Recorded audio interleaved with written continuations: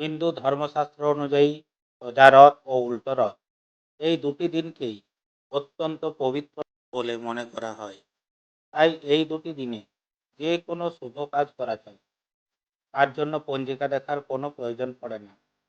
এটা সত্য বলে মনে করা হয় যে উল্টো রথের দিন জগন্নাথ দেবকে পায়েস বা খিচুড়ি ভোগ নিবেদন করে সেই ভোগ প্রসাদ হিসেবে গ্রহণ করলে একদিকে যেমন সারা বছর সুস্থ ও নিরোগ থাকা যায়, অন্যদিকে ঠিক তেমনি সুখ ও সমৃদ্ধিতে ভরে ওঠে সংসার।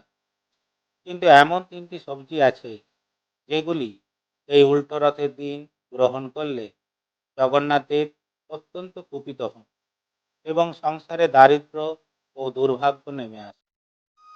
আসুন এখন জেনে নেওয়া যাক এই তিনটি সবজি কি কি।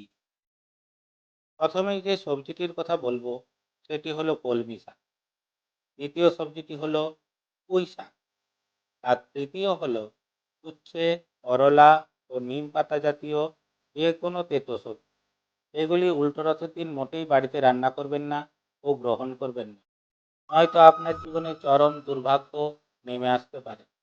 চেষ্টা করুন এই দিন নিরামিষ ও সাত্ত্বিক আহার গ্রহণ করতে এবং জগন্নাথ দেবকে পায়েস অথবা খিচুড়ি ভোগ নিবেদন করতে। তাহলে জগন্নাথ দেবের কৃপায় আপনার জীবন সুখ, শান্তি ও সমৃদ্ধিতে ভরে উঠবে। জয় জগন্নাথ, জয় জগন্নাথ, জয় জগন্নাথ।